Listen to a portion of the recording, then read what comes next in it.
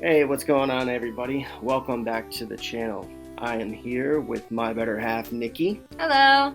And we're going to take you through this booster box opening we ripped for our annual Hobbit Day. Yes, our Hobbit Day is a tradition that we have for our anniversary where we binge watch all 3 movies, and we also have the Hobbit food of breakfast, second breakfast, 11Z's, luncheon, afternoon tea, dinner, and supper.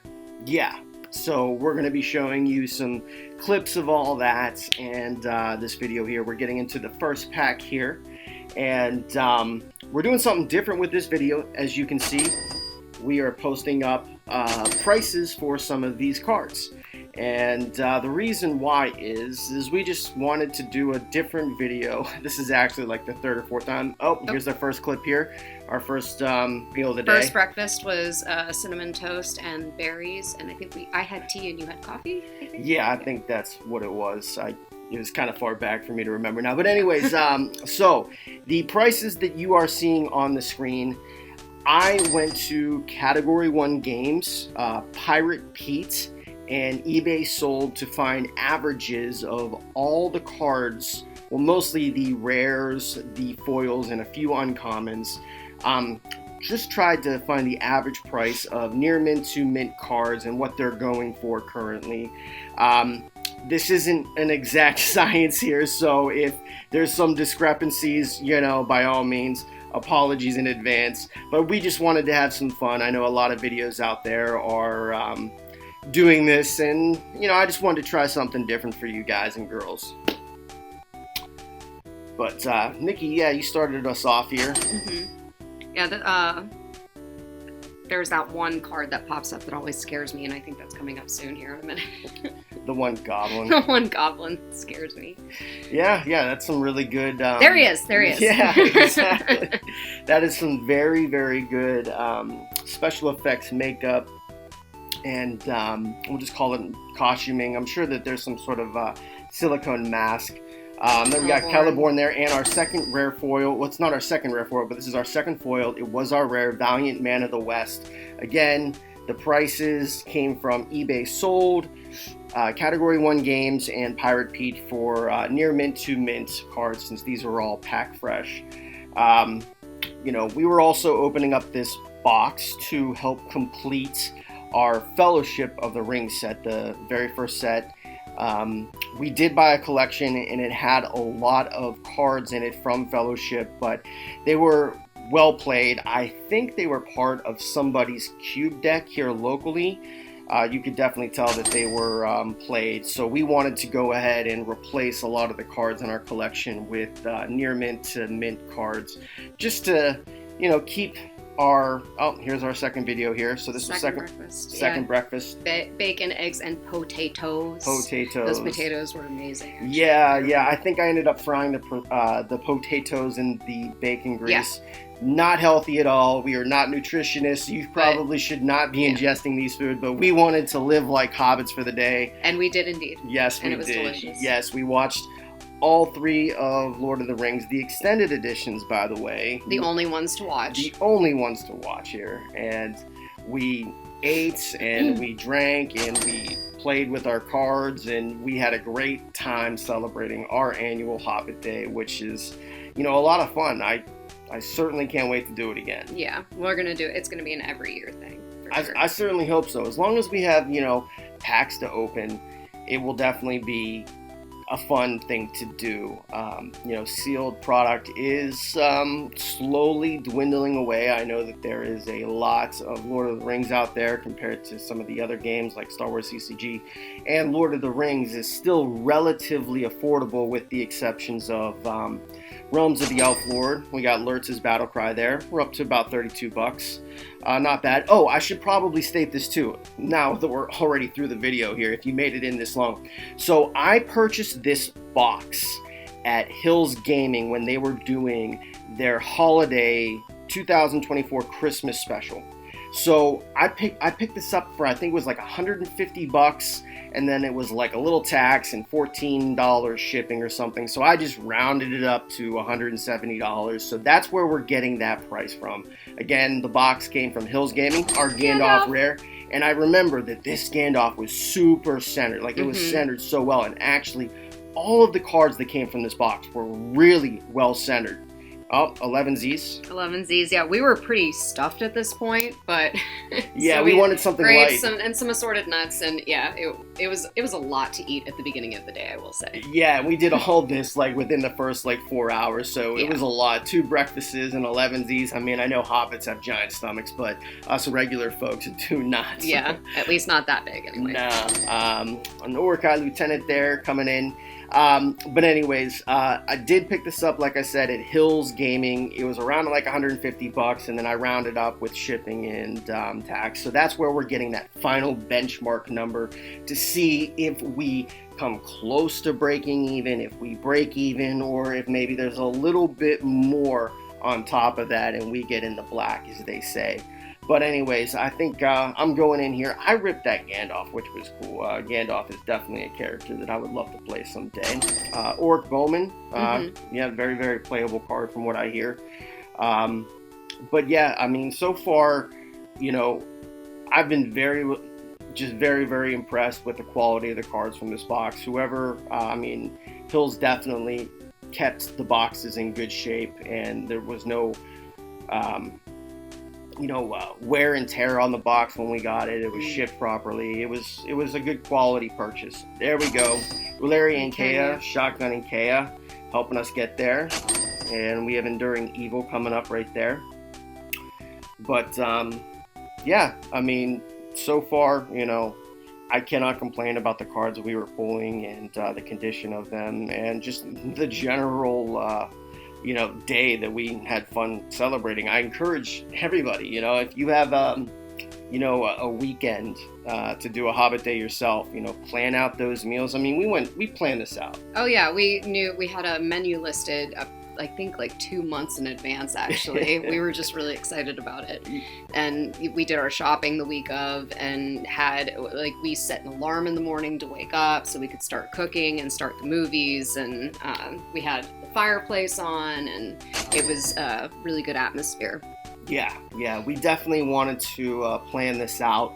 Even though the video, I will say this, as somebody who works in film and television, in production in general, this was... not the best well-produced video. The lighting is a little grainy and the framing is atrocious. I will improve on the next Hobbit day. We did this at the very end of the night, which was probably our mistake. Like, we were exhausted at this point. And we were definitely stuffed to the brim with all kinds of great food and desserts and wine. Here's what we had for lunch. Lunch was really good. These ham and cheese croissants that you put in the oven, right? No, I cooked those over a skillet. Okay. Yeah, no, it was just basically I got the skillet real hot and melted a bunch of butter in there, and then I treated them like smash burgers. Like I smashed them down and everything like that, and that kind of gave them like this really crispy, buttery, appeal that very rich. Was really, really, really nice. Yeah, it was really nice. But yeah, we were started ripping this box, I think, around like 8 or 9 at night. This was right after we finished Return of the King, and I was just like, you know what? Let's just roll with it. There's your buddy again. Let's just roll with it. So I promise that the next video, the framing is going to be a lot better. Asfaloff, great card. I'm glad we pulled that. The framing. Oh, that's right. Yeah, we got Prancing Pony and the rare Aragorn Ranger of the North in the same pack, which was awesome. The only thing better would have been a foil, but I mean, getting a mint condition Aragorn Ranger of the North with like perfect centering. I mean, if we ever decide to get any of these cards graded, I have a very good feeling, even with the new requirements across the board with grading companies, I have a good feeling that we would see some very good returns versus, randomly trying to buy a card online through eBay that you don't know who's had it, who's played with it, how it's going to be shipped. Again, Just very, very lucky. All these cards are in great shape. The centering is super, super close to being centered. And here we go. Ancient Anemone. This was our hot pack. I knew we had a hot pack at one point, and I'm usually the one that ends up getting hot packs. I don't know why, but that seems to be a luck for me. Luck of the draw, yeah. Mm-hmm. That was the first foil that we pulled from this pack, Ancient Anemone, and again, we double-checked all the pricing, and here's our second foil, Urukai Raiding Party, a very playable card, by the way. Again, we double-checked all these prices with, here we go. Afternoon Tea. Also, Battle of Helm's Deep, one of my favorite parts of the whole Lord of the Rings story. If you were to ask me which movie in the trilogy is my favorite, I would say Two Towers, because the Battle of Helm's Deep is just so much fun to watch. It really is. It's, kind of like Empire. All the good guys are, their backs are against the wall. It's not until they ride out. You have Galadriel right there coming in, nice solid rare. It's probably my favorite in the trilogy. And we love Roar of Rohirrim, the movie that came out a couple months ago. That was a lot of fun. Yeah, that was the basis of Helm's Deep and how it became what it became. So, and Éowyn is my favorite character. I relate to her the most, and so absolutely love the Two Towers movie and book. Yeah. Both are really very, very, very good. Yeah. But the whole series is iconic. I mean, it's absolutely fantastic. I mean, Peter Jackson. No one else could have directed No one those else movies. could have done this. He just dedicated probably close to 6-7 years of his life developing this film franchise, this trilogy, and he really made it for the fans because he was a fan. This wasn't, some super, Servant of the Secret Fire, another great card. This wasn't some giant corporation buying the rights to something and then trying just to make money off of it. Exactly. Someone cared about this. This was a genuine artist who came. It was, his vision along with a couple other people that really came in and made it what it was. And I think people, generally speaking, fans, especially the diehard fans. There we go. There's our Legolas. Can tell when an artist. Dinner. Fish and chips. Yeah, at this point we were actually getting hungry again because there was a couple of hours between the other food and then getting to this, and those fish and chips hit. The fish was really, really good. You did spend a little bit more money to get some more high end, beer battered fried fish. Yes. It was very, very good. But anyways, coming back to it, fans, especially the diehard fans, they can definitely tell the difference when an artist, a visionary, can get their hands on something and really work it versus when there's some giant corporation with 25, 33 people in a room all throwing ideas against the wall. It has its place for that kind of process, but when you have an IP like Lord of the Rings, you really need 1 to 3 people's visions behind it, and I think that's why there's my first foil of the day. I think that's why the original trilogy, Peter Jackson's vision, just excelled, and it won the best. It won the Oscar. Return of the King won Best Picture, and it's very, very, very rare that you see a film from a fantasy series win Best Picture. Is extremely rare, and it very much deserved. Return of the King very much deserved to win Best Picture that year for sure. Yeah, and it's just, you think about not only what Peter Jackson went through for, the 6 to 7 years it took to make this, but and again, not only the cast, but the crew also, Obviously the cast had a lot of fun making the movie, and you see a lot about that, but, the crew, the people that have been making the costumes, driving people to set. I mean, weren't you telling me that Jonathan Rhys-Davies had his chair flown? He had a lazy boy that they had to helicopter out whenever they would be up on the mountains and stuff. And also Sean Bean was terrified of the helicopter. Oh, and here's supper. Which was very wholesome. Having the chicken dumpling soup at the end of the night was actually very comforting.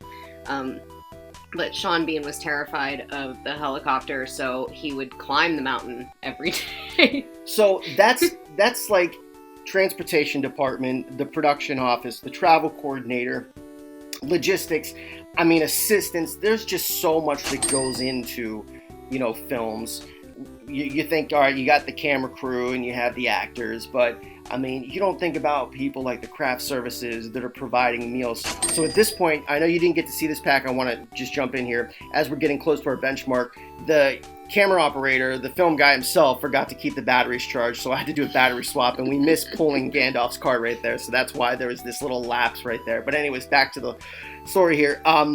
Yeah, you know, there's just so many people that you don't see. You know, the craft services team that keeps the crew with the coffees going. You have everyone from like the art department that is making sure sets look authentic. You have the construction team building these sets.